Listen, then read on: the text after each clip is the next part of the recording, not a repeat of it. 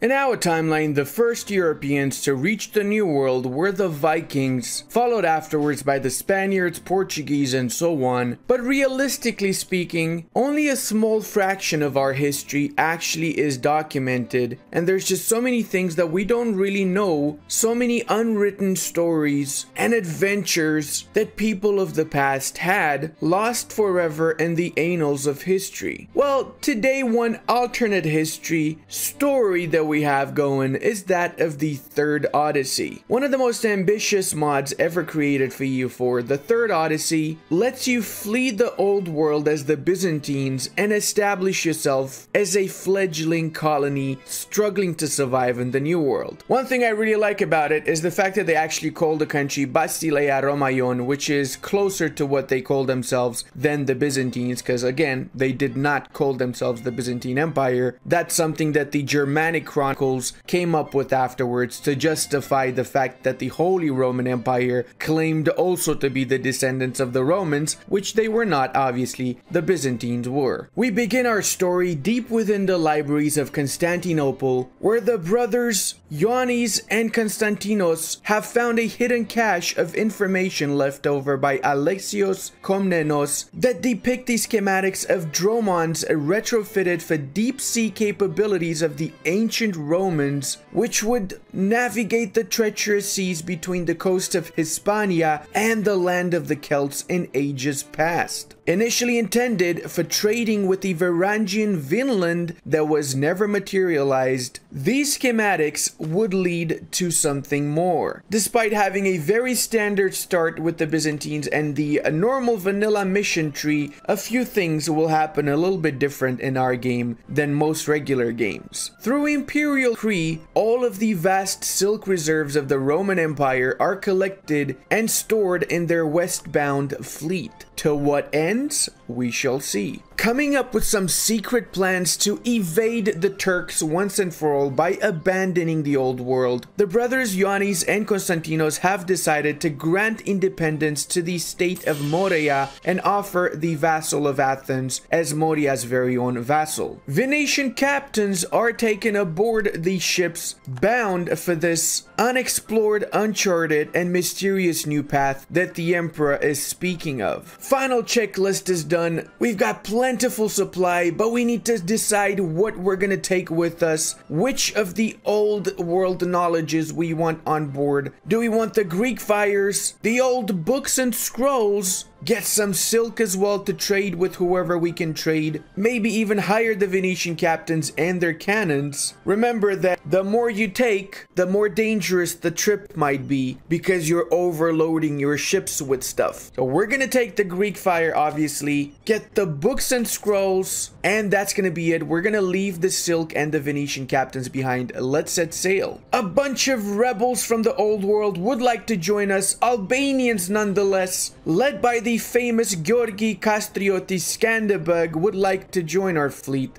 Shall we allow them, or shall we allow Orhan Çelebi to remain on board? I think Skanderbeg would be a little bit more fitting for our future needs. Whilst we're making our way towards the Gibraltar Straits, Granadan pirates have caught up with our ships. Shall we pay them off, or shall we just kill them off with the Greek fire? That will deplete our reserves of Greek fire, so we're gonna be paying off the pirates. We all know pirates love money. As we pass by Portugal, we're met with two Portuguese ships that ask us whereabouts we're going. If we tell them the truth, it might give them some information and it might open up diplomatic talks with the Portuguese towards a future alliance. But if we don't tell them where we're going, then we have the New World all to ourselves until they discover it by themselves. So I think we're gonna just lie to them and say that we're going into the south towards the African coast, not where we're actually going. Slowly but surely, we are definitely advancing towards the New World, but as we do sail, we also break away from the Orthodox Church and create our own version of Orthodoxy. In the middle of the Atlantic, a storm approaches. We have two options. Do we sacrifice one of our supply ships, or do we sacrifice the royal ship, losing the artist Georgios Sfatenzis and losing some of our mana points for our leader? I'm sorry, supply ship, but it was nothing we can do about it. Oh, Oh no, our ruler died as well, but our Chad heir just became the new leader, and we even won stability, so there's that happening for us. Also, did we just get a 633? Oh, we got a 543. No, we are at the 633. Oh my lord, this is a great start. This kind of looks like something. I'm not sure what it looks like, but it does look like something, doesn't it? Despite hardships endured on this travel, fighting off the pirates, bribing off the Portuguese, we have sailed past the pillars of Heracles and reached the ancient westernmost lands of the Varangians, where we will definitely encounter some interesting nations. And we shall name this land Elysium, as our ancient forebearers used to call heaven during old Roman times. Now let's explore this interesting new land and figure out where exactly we are. We only have 3 Roman legions with us, 375 ducats, and a brand new mission tree that is actually insanely cool and definitely revolves around our adventure in the New World, taming the land, establishing our armies, and getting rid of some of the horrible debuffs that we start with, because we do start with some really bad ones. Our scouts returned to the fortified landing camp with a barbarian. The foreigner had a barbarian Dane axe and was dressed in a long coat of mail. One would almost believe him to be a Varangian. His tongue was incomprehensible and matched no language spoken in Europe, but he switched to something almost familiar. A trader who spoke Danish, which was alongside our fleet, was brought in to translate. He claimed that many tribes compete for resources, land, and wealth, and the largest of these tribes bore a carrion bird on their banner and were fierce warriors. What is your tribe called, he asks. Well, we are the Romans. We get 1 colonist until we unlock a 2nd colonist ourselves, and we have native uprising chance -100, at least for the time being. Future events might change that. Stranded religion offers us some massive debuffs, sadly, but we can choose our native policy. Let's go with native repression, the good old Roman way, and let's start colonizing the adjacent lands here. I believe Rappenehoknehu is the first to be colonized. Let's also get some rivals, the tribes of Piscatai and Powhatan, and we'll also be getting some claims in these lands. The colony of Odessos is underway, and it is also time to deal with the Powhatans. Perhaps integrating this barbarian tribe into our kingdom is the way moving forward. We also have to decide what we're gonna do with our fleets. Do we salvage the fleets, destroy them, and use them to improve the development of the colony? Do we get a castle in Elysia from the material that the ships have, or do we just keep the ships alongside the sailors? I think we're gonna keep the ships. We might do a little bit of exploring ourselves.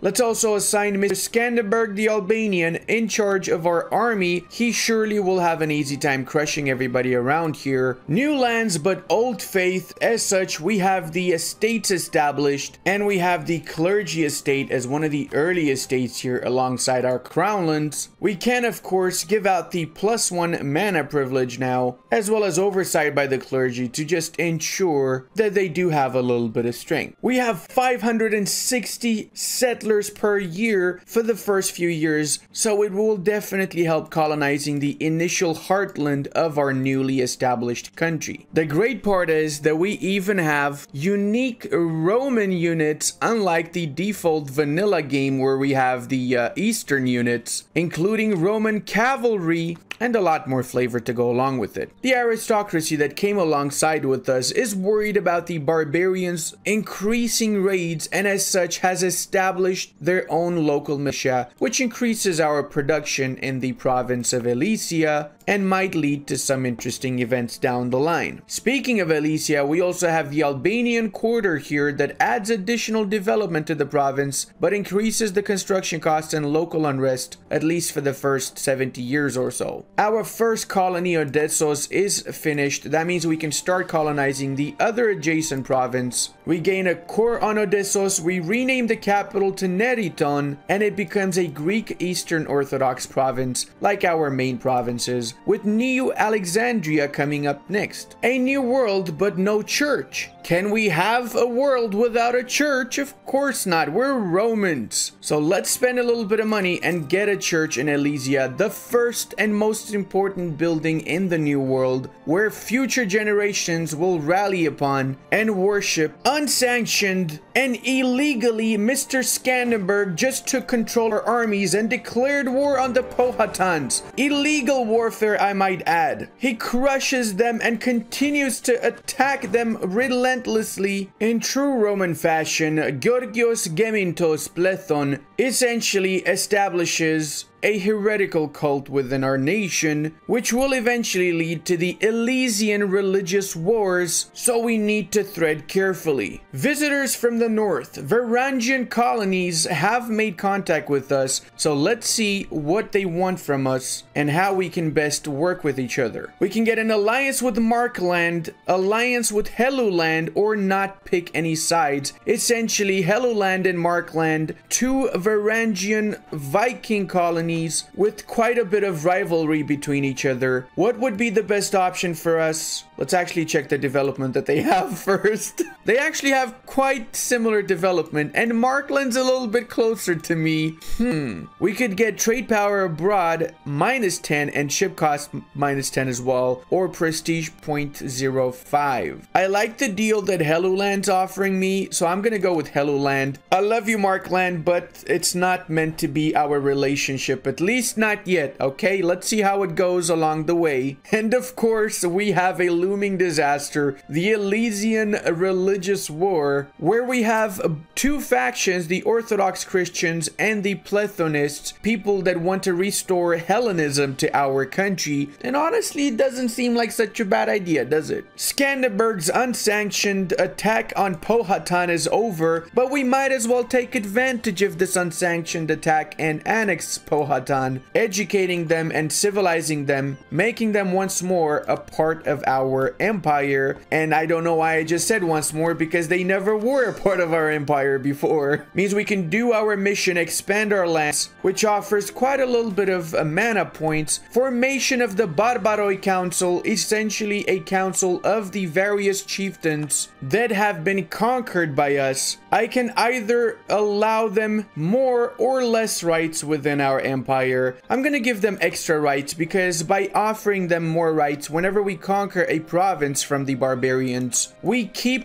the tribal development that you would otherwise lose, so we can potentially get a lot more development in the long run. Means we also did Taming the Lands, that enables the Dinatoi estate. The Dinatois control 20% of the land, and they are essentially the aristocracy of the old world. Now, Skanderberg, stop attacking the natives. What are you doing? The frontier pronoia is a privilege that we will be offering the aristocracy. In exchange for that, what it gives us is a flat 12 tax income per year, but take note, this means that whenever we conquer lands, 20% of the development is sent to the aristocracy as their land share. So we might revoke this privilege later down the line. Stop it! Stop, Skanderberg! Don't burn their villages! We want to integrate them, sir. Such an aggressive guy, this guy. I don't know what's wrong with him. Considering our situation in the New World, we need to come up with more men for the wars to come. So we can either conscript the native warriors, or we can expand the militia. I think I will be going with the expansion of the militia, since we need true Romans to fight in the wars. People loyal that we can trust. And everybody knows Romans never rebelled at all. Wait, Skanderberg, don't do it! Why? Why must you attack them, sir? Oh, the natives are now at our capitals. Help us, Skanderberg, help us. You did this, you need to undo it. What a brave, great general you are, sir. Now kill him off.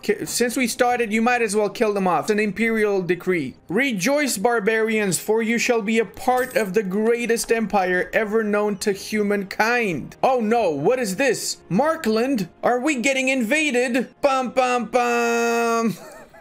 It would appear like Markland was at war with the Micmac and the nation we were at war with, I assume. That's why they were heading towards us. Very warlike people, these Vikings, aren't they? Oh, and the best part is that they're actually Norse. They kept to their Norse origins despite the bad initial relations with Markland. I will be improving relations with all of the Norse lands, since I want to avoid conflict with them. They have stronger armies than I have, and actually quite better tech than I have as well. Speaking of tech. In order to advance and in order to develop provinces, we need to embrace Renaissance. So that will be a little bit of an issue, because that means we gotta wait until it comes over from the old world. Kinda regret not giving the maps to the Portuguese now. Northern warriors offer their services, and I think it is time to re-establish the Varangian Guard, which gives us 50% defensiveness in our capital, but it does cost a flat minus 0.5 monthly tax income, so they are not cheap, that is for sure. We can also hire them as mercenaries now. I guess we gotta wait for 1 month. There you go, the Varangian Guards, which are super cheap actually, extremely good soldiers, and they do not affect our professionalism if we do decide to hire them whenever we need them. As Constantinos is sitting idly in his chair, a soldier approaches shouting, "My Basileus, my Basileus! A huge confederation of barbarians is forming against us.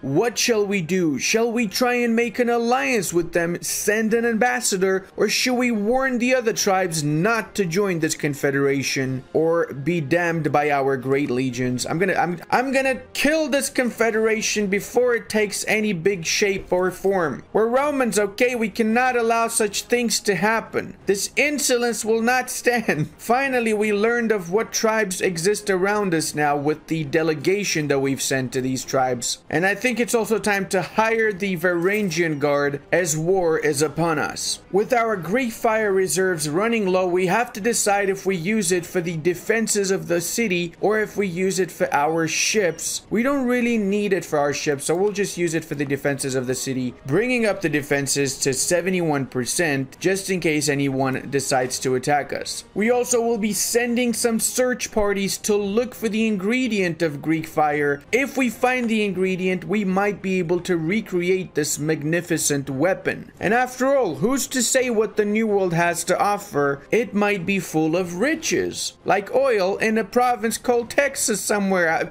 I don't know where I came up with that name. I just felt like calling it Texas and saying yeah after. It's weird. It's how it is. The death of the heretic that was saying that we should always be heretics has arrived, and we're gonna attend that funeral just to piss off the Orthodox Church. Excuse me, church bows down to the crown, not the other way around, okay? Mind your place, learn who is your king, church. With the help of native pathfinders, our explorers have discovered a series of natural occurring naphtha wells in Teoteque, situated alongside the banks of the local creek. The barbarians have been using it as a substance to waterproof their canoes, and we now can enact the naphtha trade decision. Let's see what that gives us. We need to have 150 ducats, 150 relations with any of these guys here, so let's improve with them. And maybe we can get Greek fire back on the table. Evos has been fully colonized also, which means the entirety of the heartland of Elysia is under our control and will be the power center of our mighty future empire. Right now we're more of a little kingdom, but we'll work on that. Constantinos also passed away, so Theophilos is now in charge. We're gonna increase our stability, and we're also gonna do Elysian homeland. With the growth of our kingdom, our army has grown as well to 10,000 units, which means we can do the established militia mission that offers an extra amount of garrison per fort level. Renaissance spreads to Elysia and in all provinces that have at least 10 development. It's a little bit strange that we have Renaissance in this part of the world, but then again, we are the Romans. If anyone can restore any ancient things, then it's us. It's us. I think it's time to get a few loans from, I assume, the native banks. I'm not sure where we're getting these loans from, but I need the loans because I want to do this mission that starts establishing aqueducts in the Appalachians, which means it's going to be easier for us to colonize these provinces with added colonists because of the aqueducts. And the Elysian religious war is upon us. Let's see what's going to happen and who's going to be the winner after this war. We have the option of keeping our Eastern Orthodox origins, or we can choose to worship Zeus and go back to Hellenism, return to the real Chad religion. That's exactly what we're going to do here. That means we can accept a new deity. We have quite a few new options here, but I think global settler increase is the best one since we need to get more more settlers to quickly colonize the new world. Kill those heretics, Scanderbeg. Kill them all. Hellenic community wants us to build a temple in Aloyon. We'll do that. It's gonna mean one more loan, but not a big deal. We'll fix our economy as we go along. Money is just a number when you have no neighbors, okay? Wait, no, Scandenberg. What I said by no neighbors was like, oh no, don't do it again. Please don't kill everyone around, Scandenberg. Bandits are taking advantage of the conflicts and we have to send men to pacify those areas. Well, Scandenberg, since you killed all their warriors, we might as well integrate them back into the empire here. And I said back again, even though they were never a part of the empire. I'm just really special, okay? Although, maybe few thousand years before this, we had come to the New World and had to go back to Europe. You never know. This is possible. No merchant class that offers global trade power minus 75%. We're gonna get rid of that right now because we do have a merchant class now. And we can also start building the Appalachian paths, which will make it easier for us to control these areas. It is time to deal with the Albanians. We have 4 options. We can keep them in our capital, and this way we keep Skanderberg as a part of our army, or we can set them up so they can colonize the province of Roanoke as a part of our empire, or we can also establish Roanoke as a vassal Albanian country, or the 4th option, we let them go by themselves, let them establish their own independent free kingdom somewhere to the south of us. I think they deserve their own independent and future kingdom, so let them go by themselves, do whatever they want in the south, and once we meet, perhaps we'll be great friends, as they have served us faithfully so far. The Varangians have depleted numbers, so we're gonna disband them for now, and we'll recruit them again in the future. I think it's time we get some more regular units in our army in the meanwhile. And we also got rid of the horrible disaster that we had, the religious disaster, which means we have peace in our times now, and a beautiful Hellenic religion in the New World. It's also time to ask the merchants for some cheaper loans so we pay off our older, more expensive loans. New World economics in a nutshell. I actually enjoyed this kind of roleplay sort of video, and I'm curious to see where our adventure in the New World is going to take us. So if you guys want me to do a second part for this, let's say we get 8,000 likes, and we'll continue our adventure in a similar style. Also, check out this awesome video up next, and I really want to thank all my patrons, channel members, and Twitch subscribers for the amazing support you guys have been offering. I really wouldn't be able to maintain this channel without all of your help.